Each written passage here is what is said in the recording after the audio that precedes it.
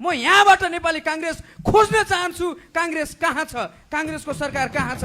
म यहाँबाट खोज्न चाहन्छु सौक महोदय। साँडेको जुदाईमा बाछाको मिचाइ भने चाहिँ मेरो निर्वाचन क्षेत्र लम्कीचुवा अस्पतालको 50 शय्याबाट स्तरोन्नति गरी 15 शय्याबाट 50 शय्यामा स्तरोन्नति गरी प्रादेशिक अस्पताल सञ्चालनका लागि नेपाल सरकार मन्त्री परिषदको निर्णयले मिति 2082 जेठ 26 गतेको निर्णय अनुसार स्वीकृत प्रदान गरेको थियो।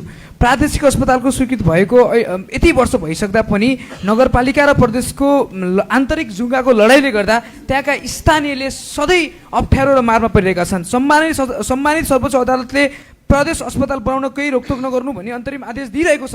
तर पनि अहिलेसम्म त्यो अस्पताल सञ्चालन गर्नुको सट्टा कर्मचारीले तलब नपाउनु र केही दिन यता त्यहाँका काम गर्ने कर्मचारीलाई त्यहाँको स्थानीय सरकारले गाली गुलोज गरेको र कर्मचारीमाथि गाली गुलोज गरेको सामाजिक सञ्जालमा एकदमै व्यापक आइरहँदा त्यहाँ गाली बेइज्जत आइरहन्छ। तर यो सञ्चालनका लागि म प्रतिपक्ष मञ्चमा बसेको नेपाली काङ्ग्रेसमाथि ध्यान आकर्षण गर्न चाहन्छु सौक महोदय। यहाँ सदनमा तपाईँहरू पटक सरकारले यो गरेन त्यो गरेन भन्दै आफू उठ्नुहुन्छ, बेन्चमा बाटोमाथि उठ्नुहुन्छ। तर तपाईँहरूकै सरकारमा बनेको स्थानीय सरकार र प्रदेश सरकारले लम्कीचुवा प्रदेश अस्पतालमाथि गरेको अन्यायलाई तपाईँहरूले कहिलेसम्म सदनमा बोल्नुहुन्छ? तपाईँहरू सधैँ सरकारले यो गरेन त्यो गरेन भन्नुहुन्छ। तपाईँकै सरकारमा बसेको स्थानीय सरकारले काम गर्ने कर्मचारीमाथि गाली गुलोज गर्दा कहाँ छ नेपाली काङ्ग्रेस? म यहाँबाट खोज्न चाहन्छु सौक महोदय। एउटा काम गर्ने कर्मचारीले काम गर्न पाउँदैन।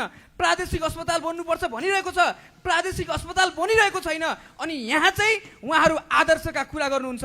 म यहाँबाट नेपाली काङ्ग्रेस खोज्न चाहन्छु। काङ्ग्रेस कहाँ छ? काङ्ग्रेसको सरकार कहाँ छ? म यहाँबाट खोज्न चाहन्छु सौक महोदय। यति मात्र होइन, त्यहाँका कर्मचारीहरूले त्यहाँका शिक्षा, स्वास्थ्य, खेलकुद अन्य क्षेत्रका कर्मचारी पनि यहाँबाट पीडित छन्। अनि अर्को अनौठो कुरो कर्मचारी महोदय, काम गर्न